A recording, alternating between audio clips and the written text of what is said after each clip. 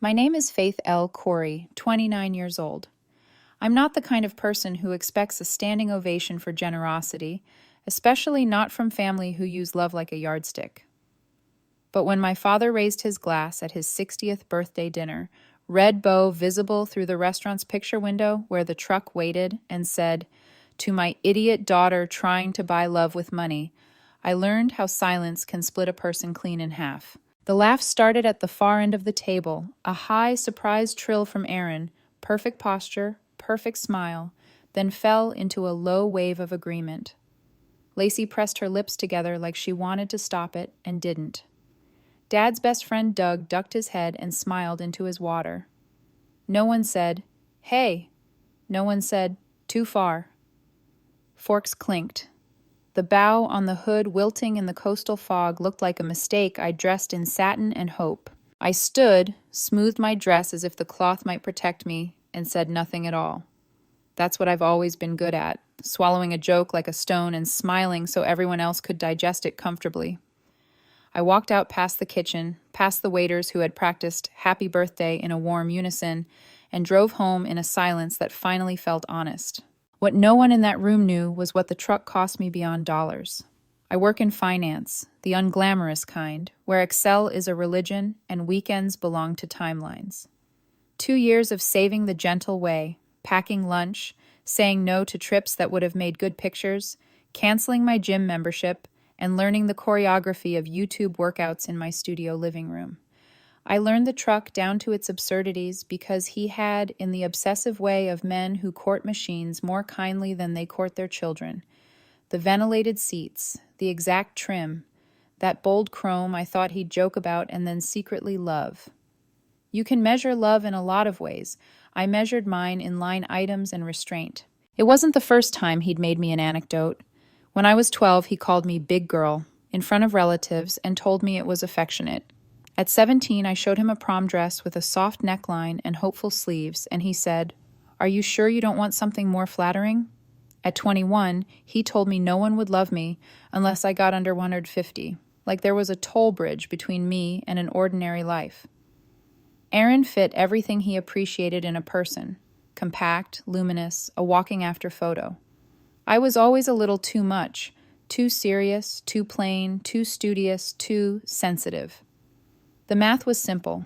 If you change, you get a seat at the table. If you don't, become the entertainment.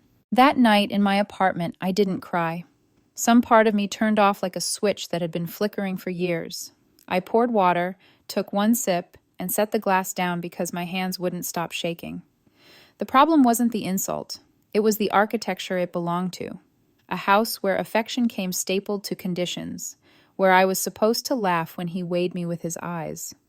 My therapist once said, "You don't always change for them. Sometimes you change so you can bear your own reflection." I hadn't told her I was buying the truck because even in my head it sounded like pleading. At 6:07 the next morning, the neighborhood sprinklers hissed and the sun made the dew look intentional. The bow drooped on the hood like it had cried itself to sleep. I stood in my father's driveway with the second key in my palm, the practical act of love I'd committed when I moved the truck's packet into my own file box and didn't yet transfer the title. The dealership had registered it to me, the paperwork sitting exactly where I'd left it in a drawer he didn't know to open. The sales manager had said, last night when I called, "If it's pristine, we can reverse. List it as a demo." His voice was gentle, professional, like a person who has seen daughters come to their senses while the ink still dries. I unlocked the door with the soft apology of a beep, slid into the seat I'd picked because he said it felt like a cockpit, and started the engine. The truck woke with a low, expensive hum. Backing out felt like dragging a net cut free from a propeller. I checked the side mirrors. No curtains twitched. No one ran outside to ask what I thought I was doing. I was doing something I don't do, taking back a gift to save the giver. Halfway home, my phone began its tantrum. I let it cry into the passenger seat. 28 missed calls by the time I parked. I put the key into a drawer and sat on the edge of my bed until my knees ached. Aaron's first text said, "Why would you do that? He's freaking. Call me." The next, so petty. Lacey said, "You heard him." None said, "Are you okay?" Dad's voicemail, one I did listen to, was a practiced pendulum between offended and amused. You embarrassed me in front of my people. It was a joke. If you're going to be this sensitive, maybe don't come around. I stared at the wall and pressed delete. He'd cast himself already. The reasonable man thwarted by a hysterical daughter. The audience loves that story. It requires no edits. I went to the gym I'd rejoined last month after the money for the truck cleared my savings. I ran nowhere for 40 minutes and watched my breath fog the reflection of the person I sometimes liked. I lifted small weights with careful hands. I thought about the fact that the registration still had my name on it, that the title sat in my file, that love with a ledger is a trap you escape by using the trap's paperwork. I thought about my therapist's voice. What would it look like to stop participating? I imagined holidays without the ritual of being weighed by his glance and my own anticipation of it. A powerful mental picture, a table with one empty chair and nobody explaining it. At 11:20, my phone lit. Aaron, again. So dramatic, seriously, it was a joke, grow up. I swiped the screen away and opened Instagram because sometimes we hurt ourselves on purpose. Aaron had posted a photo of my father, mug of coffee, standing in the driveway, squinting where the truck had been. Still waiting on my truck, the caption read, crying laugh emoji like a nail. Comments. Return policy. Tell her to bring it back. Family tea. Someone wrote, hope she kept the receipt.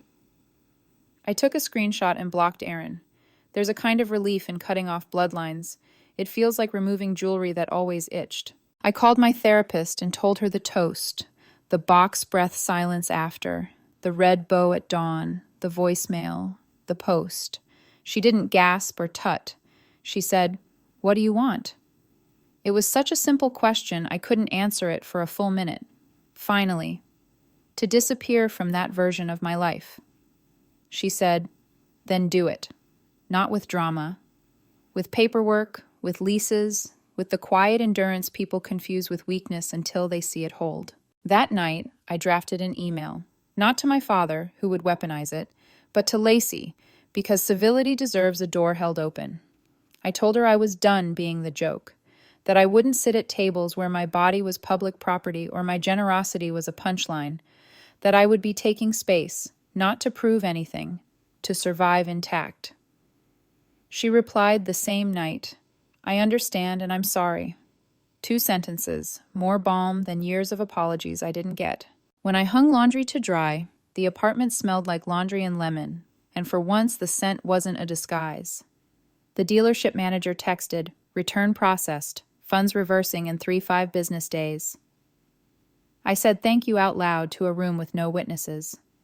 On the counter, my phone vibrated to let me know Dad had called again. I didn't pick up. I already knew the line he'd build next, that I'd made a spectacle of a misunderstanding.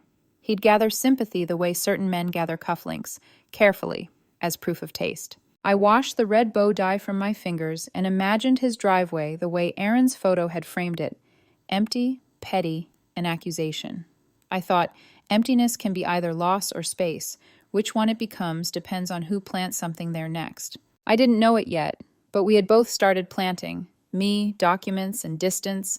Him, a story where I was fragile enough to be dismissed and strong enough to be blamed. One of us was sowing roots, the other, weeds. I fell asleep to the slow fan and the feeling of a lock sliding into place that I couldn't see, only hear. I didn't answer his calls the next day either. The phone trembled in small fits on my kitchen counter while I tied my shoes and walked back to the gym because repetition makes a life when everything else is loud. Treadmill first, not for speed, but for rhythm. Chest open, shoulders dropped, a metronome where my nervous system used to be. Beside me, a guy in a faded college shirt kept glancing up at the wall TV, some financial channel arguing about interest rates. 2 men in suits talking like hurricanes only happen to other people. I thought about storms with names and storms with my father's face. 10 minutes in, I felt that sweet click when movement stops being punishment and becomes permission. My therapist's sentence came back like a lyric. Sometimes you don't change to win them, you change to stop hating your reflection. I wasn't chasing a number anymore, just silence in my own head. When I finished and sat on the locker room bench, the phone showed 16 missed calls, 3 from Dad, 2 from Aaron, 1 blocked number, 1 from Lacey. A text from Dad arrived while I stared at the list. "You're blowing this out of proportion. It was a harmless joke. People laughed because it was funny." The second text followed like a slap he didn't have to cross a room to deliver. "If you're going to be this sensitive, maybe don't come around anymore."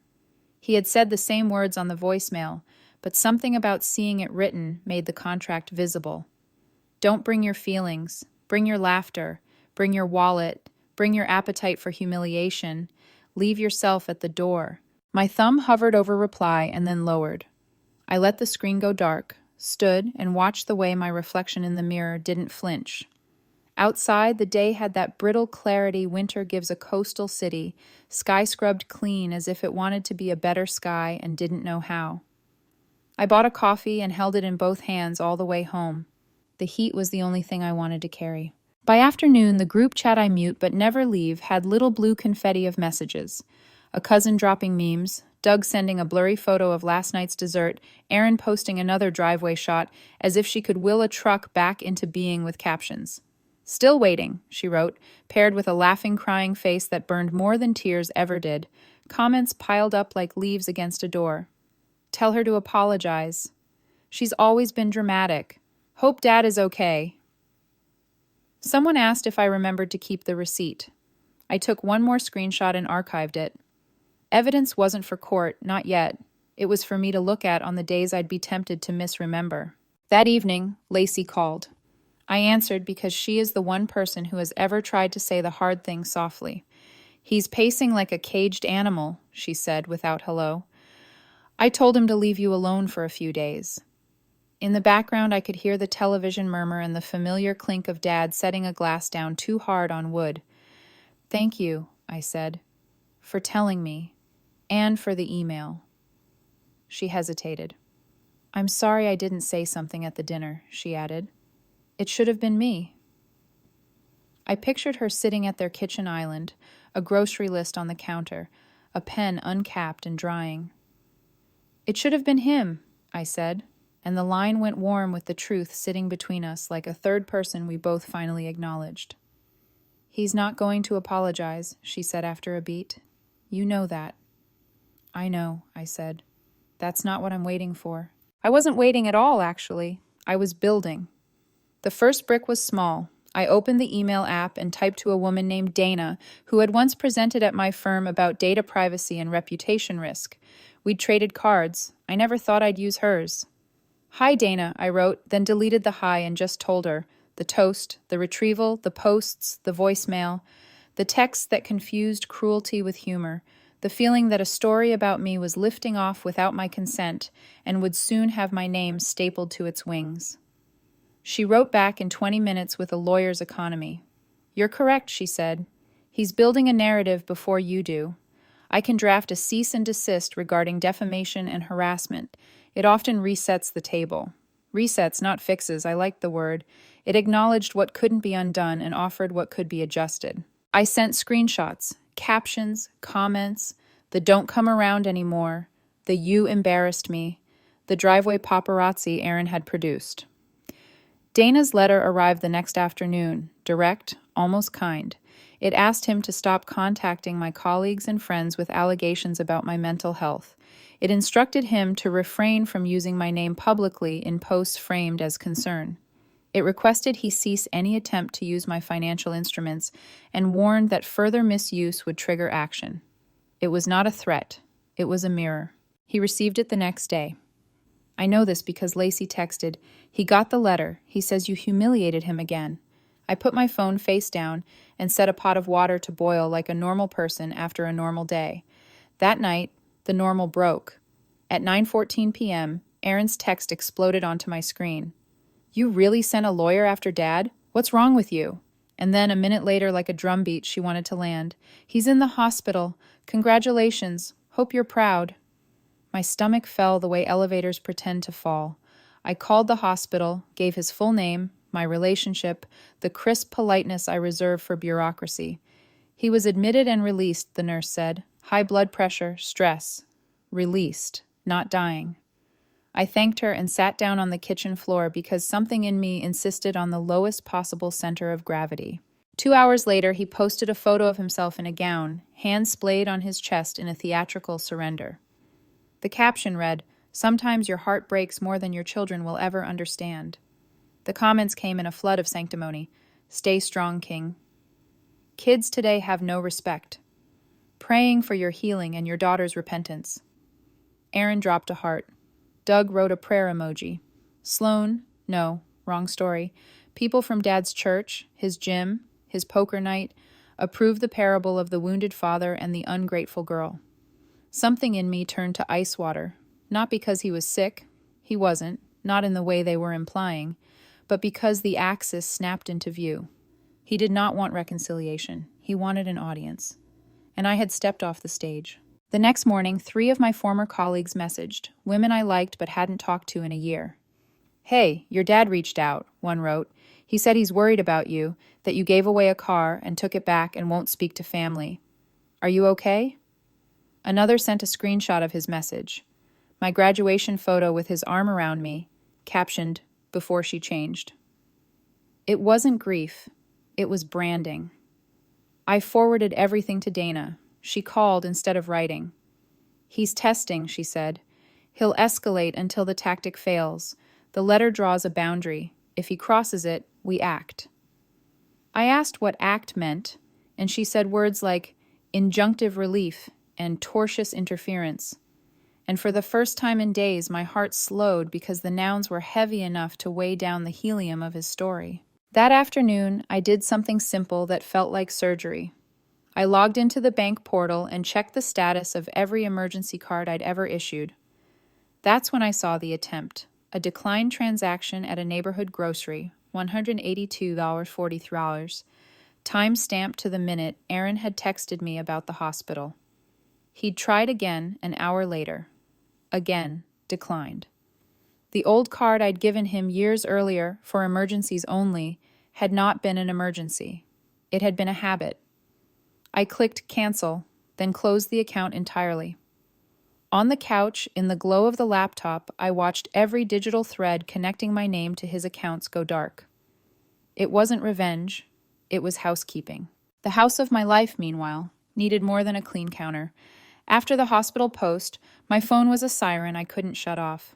I called my mom. She teaches business ethics to freshmen who still think ethics is a soft word, and she has mastered the art of saying true things gently. "Good," she said when I finished the story. "I was wondering when you'd stop auditioning." "For what?" I asked, though I knew. "For a daughter, he would love how you need to be loved," she said. "He doesn't know how. Maybe he never did, but you do." I put her on speaker and opened my leasing app. I looked at my calendar. The next project had a remote option. The desert is not a metaphor when you're thirsty. It's a map. The decision came in pieces that clicked together like a child said I loved once. List the apartment for rent. Call my manager and propose full remote. Check flights to Arizona. Pull a suitcase from under the bed and find the zipper resistant from disuse. In the space where panic tried to plant itself, a ritual grew instead. Open a drawer. Place something inside. Close it. Print the email from Dad. "Let's talk like adults. This behavior has gone on long enough." Fold it twice, slide it into the back of my journal next to the dealership reversal receipt. Evidence of a life I was stepping out of, not erasing. I slept badly, as though my body wanted to argue, and woke with the feeling I get at the top of a roller coaster just before the drop. The moment you begin to understand gravity is not a suggestion. I packed a small suitcase, 2 pairs of jeans, 4 shirts, 1 sweater, running shoes, a photo of my mother and me on a trailhead under a sky the color of clean bones. Before I locked the door, I sent one final message to my father. "Please do not contact me directly again. If you need anything, go through my attorney." No anger, no defensiveness, just a new address for the story to knock on, and a guarantee the door there would not open. Hours later, over wing-glow clouds and a drink I didn't finish, I stared at the little plastic window and thought about how every time I had tried to leave before I had looked back. This time, I didn't. The city receded into a toy, then into suggestion, then into nothing.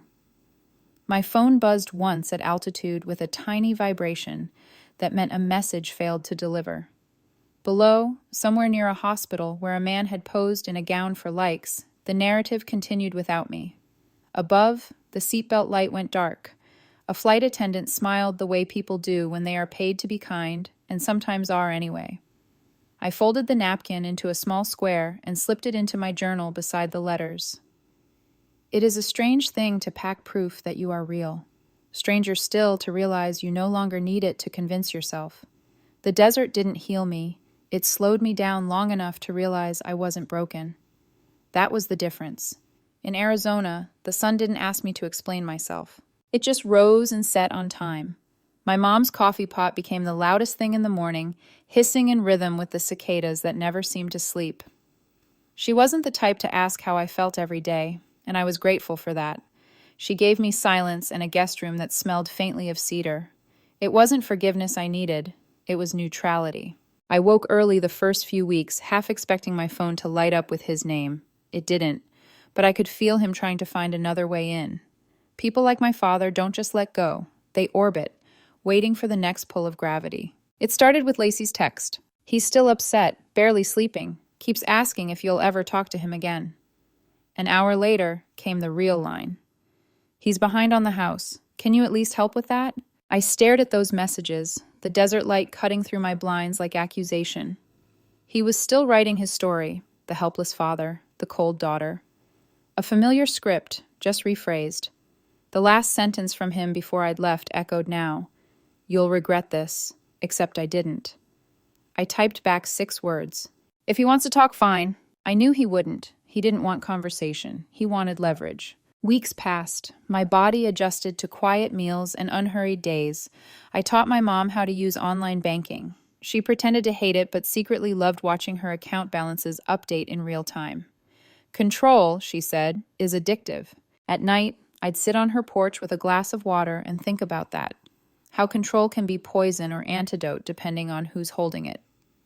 For the first time in years, I wasn't being measured. No comments about what I was eating or how I looked. I stopped weighing myself altogether. My therapist said that wasn't about discipline. It was about peace. Then one afternoon, a box showed up at the front door. No return address.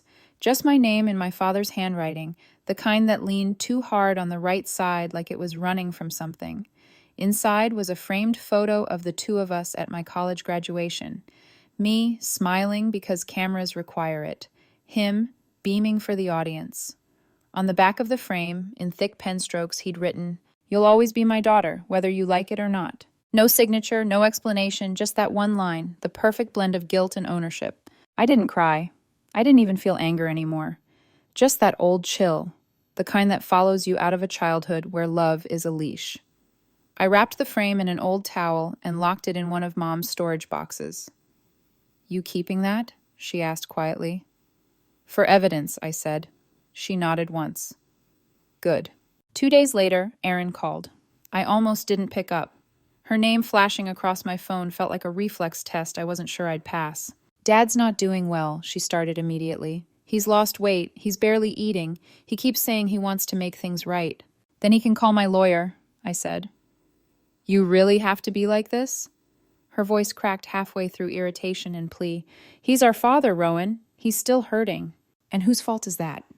"You think this is easy for me?" she snapped. "I'm the one taking care of him, dealing with the bills, the house, everything." It took me a second to realize what she was doing. She wasn't calling as a sister. She was calling as a representative. The family spokesperson for guilt. I said nothing. "Just send a little money," she said finally. "Please, he's still your dad." There it was, the echo of every time Dad had said I was heartless when I said no. I wanted to tell her the truth, that Dad's version of love had cost me more than any bill could, but I stopped myself. Erin wasn't ready to hear it. Maybe she never would be. Instead, I said, "Tell him I wish him well." She hung up without replying. A week later, I was in Phoenix for a work conference. I didn't tell anyone I was flying out. I didn't post a thing. The event was at a hotel that smelled like citrus and industrial air conditioning. I'd just checked in, badge still around my neck, when I saw him, my father, standing in the lobby like a man who'd staged his own coincidence. He looked smaller, the kind of thin that doesn't come from effort but from neglect. Still, he dressed for performance, pressed shirt, sunglasses hanging from his collar, the faint tan of someone who still wanted to seem important.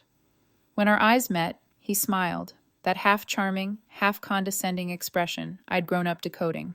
I walked straight past him. He followed. "Rowan," he said, his voice low, rehearsed. "Please, can we talk?" I stopped at the revolving doors and turned. 2 minutes. He hesitated, clearly thrown off by the deadline. "I never meant for things to get this far," he began. "The birthday, the toast, it was stupid.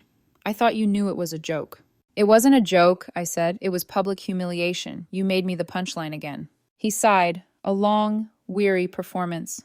"You've always been a little sensitive." I almost laughed. "And you've always been cruel enough to call that sensitivity." He looked around the lobby, eyes darting like he was aware of being watched. Maybe he was hoping someone nearby would see the dutiful father talking to the ungrateful daughter. Optics. Always optics. "I've been sick," he said softly. "In and out of urgent care. Stress, mostly. You know how that goes." "I'm sorry to hear that," I said, though I wasn't. "But that's not my responsibility anymore." He frowned. "I just want my family back." "Then stop breaking it," I said. "Apologize. Go to therapy. Stop using money and pity as your only languages." He blinked like I'd spoken a dialect he didn't understand. "Therapy?" he repeated, almost offended. "Yes," I said. "You want a relationship with me? Start there. But it comes with terms. No money, no manipulation, and no more pretending your cruelty was love." The color rose in his cheeks. "After everything I've done for you," I cut him off. "You didn't raise me, Dad. You managed me." For a second, I thought he might hit me. Not physically, but with words sharp enough to draw blood. Instead, he stepped back, shook his head, and muttered, "You'll regret this." "Maybe," I said, "but at least the regret will be mine." Then I turned and walked out through the hotel doors into sunlight so bright it made me squint. I didn't look back. 2 days later, Erin texted, "What did you say to him? He's furious." I didn't answer. The next morning, she tried again. "He's sick again, won't get out of bed, keeps saying you hate him." I stared at the message until my screen dimmed. It was the same song, different verse. I wasn't playing anymore. I forwarded the text to Dana. She replied with a single line. "Silence is the only language that works with people who weaponize words." So that's what I gave him. Silence. Months passed. I built something new out of quiet. A life without panic attached to my ringtone. I moved into a small house near Sedona, started leading financial wellness workshops at a community center on weekends. People showed up eager, curious, grateful. No one made me the joke. No one called me dramatic for caring. I taught budgeting the way I wish someone had taught me how to love myself, with patience and math that added up. Sometimes, late at night, when the desert cooled enough to let me breathe, I'd think about the truck.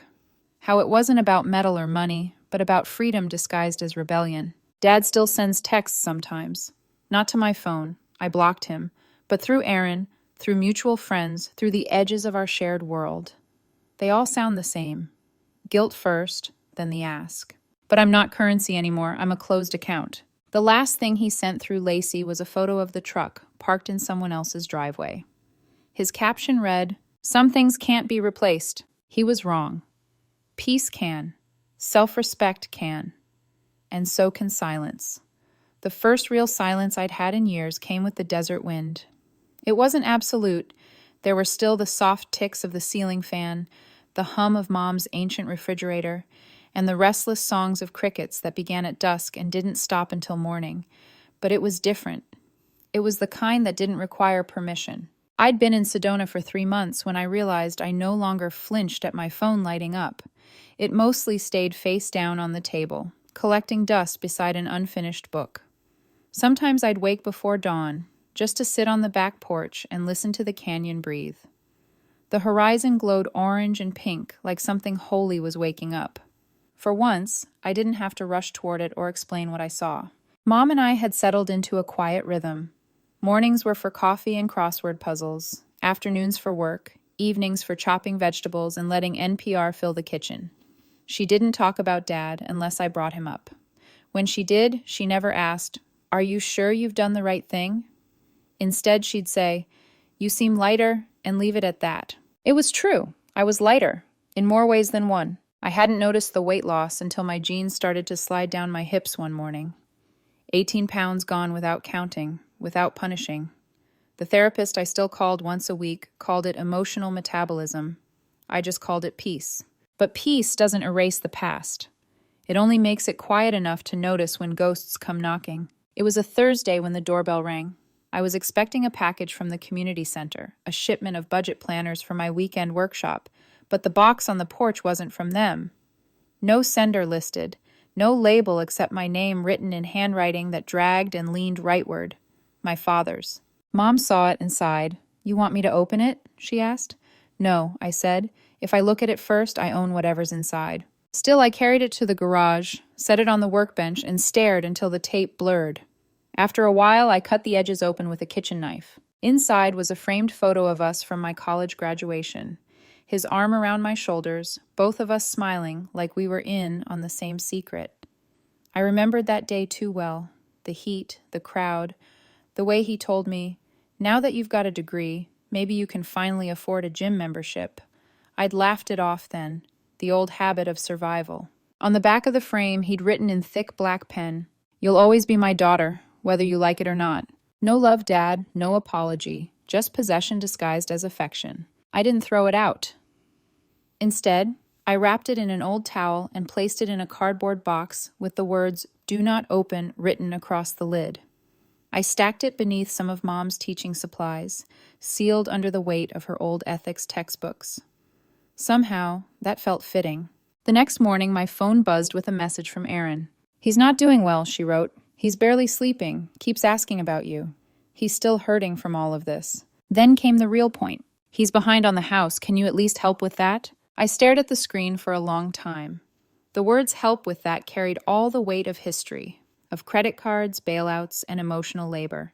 It was the same unspoken rule. You fix what he breaks. I didn't respond right away. Mom watched me from the doorway. "You don't owe him anything," she said softly. "I know," I whispered, though my hands were still trembling. After 24 hours, I sent 6 words back. "If he wants to talk, fine." I knew he wouldn't. He never wanted conversation, just access. A week later, I was flying to Los Angeles for a work seminar. I hadn't told anyone. The idea of moving through a city anonymously thrilled me. I checked into the hotel, dropped my bag on the bed, and stood at the window watching traffic blur into neon ribbons below. For the first time in a while, I felt like the world was moving without me needing to fix it. Then I saw him, standing outside the hotel lobby, sunglasses perched on his head, one hand on his hip like he was posing for a photo that didn't exist. My father. My chest tightened. For a second, I thought I was imagining him. But then he turned, and I caught the familiar curve of his jaw, the same self-assured smirk that once made me feel like a child explaining math to a magician. I walked past him, didn't flinch, didn't stop. "Rowan," he called, falling into step beside me. "Wait." I stopped near the revolving doors. "You have 2 minutes," I said. He looked taken aback, but covered it quickly with a strained smile. "You look good," he said, his eyes scanning my face like he was measuring what peace looked like on me. "I've been worried." "You've been loud," I corrected. He winced. "I didn't mean for it to go so far, the post, the toast, everything. It was just a joke." "You humiliated me," I said. "You called me an idiot in front of everyone." He sighed, putting a hand to his chest in mock remorse. "You've always been a little sensitive, Rowan. I was trying to lighten the mood." There it was, the old reversal, the careful switch that made me the problem. "Do you hear yourself?" I asked. "You think cruelty becomes kindness if you smile while saying it?" "Don't make this harder than it has to be," he said, lowering his voice like we were actors performing tragedy. "I've been in and out of urgent care, stress, high blood pressure." "I'm sorry," I said flatly, "but that's not my responsibility anymore." "I just want my family back," he murmured. "Then start by fixing it," I said. "Apologize. Go to therapy. Stop pretending money or guilt are the same as love." He blinked, like I'd just spoken another language. "Therapy?" he repeated, almost offended. "Yes," I said. "If you ever want a relationship with me again, that's where it starts. But it comes with conditions. No money, no manipulation, no pretending it didn't happen." He opened his mouth, searching for an argument. "After everything I've done for you..." "You managed me," I cut in. "You didn't raise me." He froze, his jaw clenched. "You'll regret this," he said finally. "Maybe," I said, "but regret is a private emotion, just like growth." Then I turned and walked away. He didn't follow. That night I sat on the hotel bed, staring at my reflection in the dark window. I looked older, maybe, but steadier. My hands weren't shaking anymore. When I finally fell asleep, I dreamt I was driving through the desert at sunrise. The air was cool, the road endless, and for the first time, the rearview mirror showed no one chasing me. 2 days later, Aaron texted again. "What did you say to him? He's furious." I didn't respond. Then another message followed. "He says you're cold, that you've changed." She meant it as an insult. I took it as proof. Months slipped by like sand through my fingers. The phone stayed mostly quiet. Until one morning, a notification blinked across my screen, a GoFundMe link. The title read, "Help a Father Recover from Estrangement." The photo was him, sitting on the front steps of his house, hand pressed to his heart like the hospital photo all over again. The description, "I'm rebuilding after my daughter abandoned me." He didn't mention my name, but he didn't have to. Everyone knew. The fundraiser reached $85 in 2 weeks, then it disappeared. Mom and I sat on the porch that night, the red rocks glowing in the fading light. "Do you ever feel guilty?" I asked her. "For what?" she said. "For leaving him." She thought about it. "No," she said finally. "I felt guilty for staying as long as I did." That was when I realized something. Forgiveness isn't a reunion, it's a release. And sometimes the kindest thing you can do for someone who thrives on control is to give them none at all. I deleted the GoFundMe link, blocked Aaron again, and went back inside. The desert wind was still whispering through the windows. For the first time, I understood it. It wasn't trying to fill the silence. It was protecting it. It's been a year since that night on the hotel sidewalk when I told my father the one thing I'd been terrified to say out loud, that I didn't want a relationship built on shame. A year since his last glare, that wordless look that said, "You're supposed to come back." He never did apologize, not once. There were attempts, cheap replicas of contrition, polished in his usual way, messages that sounded rehearsed and hollow. "Hope you're doing okay. Family's family no matter what. You can't undo blood." But not the words that mattered, not "I'm sorry," not "I was wrong." The texts came less often. Each one felt like an echo fading out. Eventually, the silence didn't feel like punishment. It felt like peace. I found my rhythm in Sedona. Work during the week, classes at the community center on weekends. The financial wellness workshops started small, 5 people in a borrowed classroom, but within months, we'd moved to a larger room with sunlight and cheap folding chairs. I taught budgeting and credit management, but that was never the point. I was teaching people how to take their lives back from dependence, how to see their worth without permission. One evening, a woman about my age lingered after class. She told me she'd finally left an emotionally abusive marriage that she was scared of starting over. "What if I fail?" she asked. "You won't," I said. "And even if you do, it won't be the same kind of failure, because this time, it'll be yours." She smiled through tears. I didn't tell her that was exactly what I'd once needed someone to say to me. Mom was proud, though she'd never say it directly. She'd just bring home flyers for new community events and leave them on the counter, like breadcrumbs for a life she hoped I'd keep building. We rarely talked about Dad anymore, but sometimes I'd catch her watching me with that expression.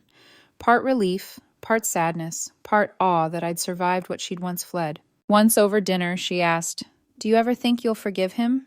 "I already have," I said, "just not the way people expect." She tilted her head, "Meaning?" "I've forgiven him enough to stop wishing he was someone else. Enough to stop needing anything from him." She smiled, a small, knowing curve of her mouth. "That's more than he'll ever manage." Still, old habits die slow. There were nights I'd wake to phantom vibrations on my phone, the body remembering how it used to brace for impact. Sometimes I'd dream of that night at the restaurant, the toast, the laughter, the red bow drooping in the mist. But the dream always ended differently now. In the dream, I stand up again, glass still full, but instead of walking out, I speak. To my father, who taught me that silence isn't love, to my family, who taught me that laughter isn't always kindness, and to myself, for finally learning to leave the table when I'm on the menu. Then I'd wake up and realize I didn't need to say it out loud anymore. I'd already lived it. 6 months ago, I bought a small adobe house on the edge of town. White walls, clay roof, a single mesquite tree in the yard that throws generous shade. There's no driveway, no bow, no ghosts waiting at the window. I planted sage along the walkway and painted the front door a deep rust color. Desert red, the paint store called it. To me, it looked like closure. I drive less these days. When I do, it's my car, my name on the title, my hands on the wheel. Freedom looks ordinary from the outside, just a woman alone in traffic with the windows down, but inside it feels like exhaling for the first time in years. Erin hasn't texted in over 6 months. The last message I got from her was a screenshot of Dad's latest attempt at public sympathy, a GoFundMe titled, "Recovering from Family Estrangement." The description said he was rebuilding his life after being abandoned by his daughter. He never named me, but everyone knew. "Can you help?" Erin had written under the screenshot. "Just a little?" I didn't respond. Neither did anyone else, apparently. The fundraiser lingered at $85 before vanishing like all his performances do. No conclusion, just exhaustion. I didn't feel satisfaction, just quiet. For once, the story ended without me having to correct it. Sometimes, on long walks through the canyon trails, I catch myself wondering what I'd say if he showed up here. If he stood on my porch with that same practiced half smile, ready to deliver the next script. I imagine it in detail. He'd tell me how hard things have been, how misunderstood he feels. Maybe he'd mention his health again, his stress, the betrayal of his own children. He'd lean on nostalgia, hoping I'd forget the rest. But I know now that nostalgia is just a liar with good lighting. In my mind, I'd listen until he ran out of words. Then I'd say calmly, "Put it in writing with terms." And he wouldn't, because that would mean accountability. And accountability was the one language he never learned. The irony is that he still calls himself a man of principles, still posts about loyalty, forgiveness, family. I hear about it through the grapevine, through coworkers who still follow him, through the internet's uninvited memory. But those posts don't sting anymore. They read like someone else's tragedy. I think about the way he once said, "You'll regret this." I don't. Regret is what happens when you leave something unfinished. But I finished this story. It didn't end neatly or kindly. It ended honestly. I still keep the photo he sent, the graduation picture with the note on the back, but not where he thinks I do. It's sealed in a file folder with the truck's bill of sale, the lawyer's letter, and the one printed email that started everything. Let's talk like adults. I keep them not because I need proof, but because they remind me how close I came to mistaking survival for love. Every so often, I open that folder, reread the dates, the names, the tone, then I close it again, smile, and go back to my porch. The wind always feels like a punctuation mark. There's a saying my therapist loves, "Healing isn't winning, it's stopping the war." That's what this feels like now, a ceasefire with myself. The world didn't collapse when I stopped performing the role of the dutiful daughter. My life just began. Now, when people ask about my family, I tell them the truth.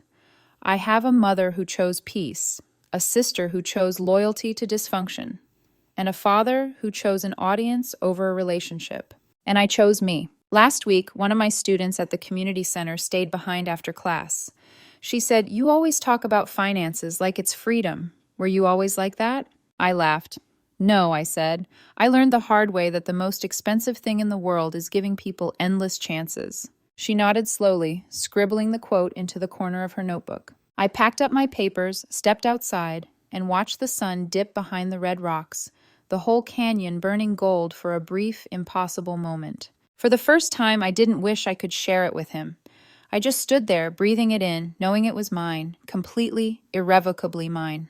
And that was enough.